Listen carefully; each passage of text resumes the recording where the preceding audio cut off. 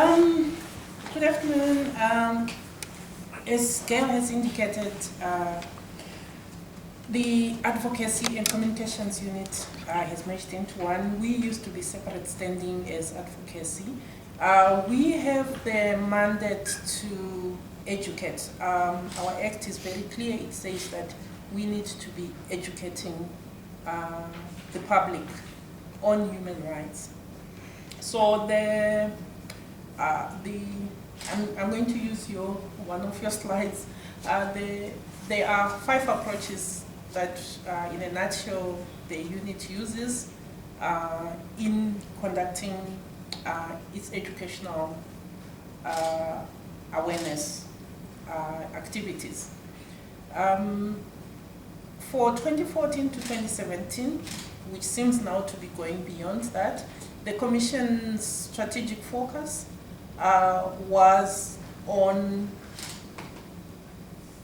the poor, rural, vulnerable, marginalized communities. And that for us nicely is a very good target when you look at the poor, the rural, the marginalized, what else? So the approaches that we use in taking messages to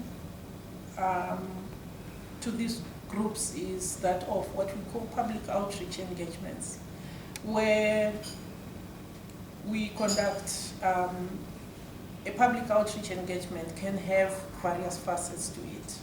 But how we do it is that each of our provincial offices, we have 9 provincial offices, where we unfortunately have one outreach officer who conducts outreach.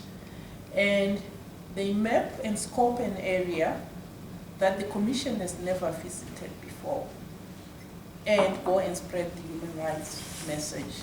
So we try to come up with a number of innovative approaches, such as knocking on doors, door-to-door visits, community call-outs, where you invite the community to a central place where they don't have to travel long distances. And we also go with what we call other Chapter 9 institutions that have almost a similar mandate, such as the Public Protector, the Commission on Gender Equality, and therefore we then harness all our resources together in terms of financial, in terms of personnel, and they go out to that one area and carry out an intensified outreach program.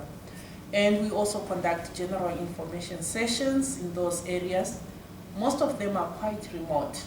Most of them, and we have also lately been finding that the farming community, we have a number of agricultural farms that are privately owned, and that is where a number of human rights violations happen, as well as the fact that most people do not even know that they have got human rights.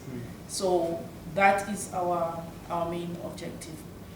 But in bumping up those outreach clinics of ours, we are accompanied by our colleagues from the legal services unit in the provinces, who then are able to take on complaints rather than having the complainants travel to our provincial capital cities, which will be about 200, 300 kilometers away.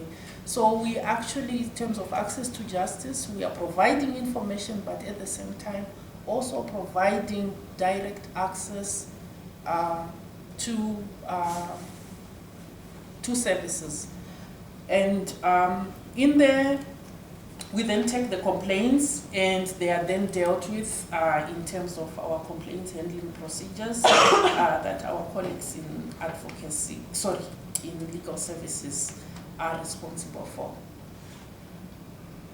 The main purpose of our outreach is really to empower people to be able to know their rights and to be able to claim their rights. So therefore you see that linkage between protection and promotion.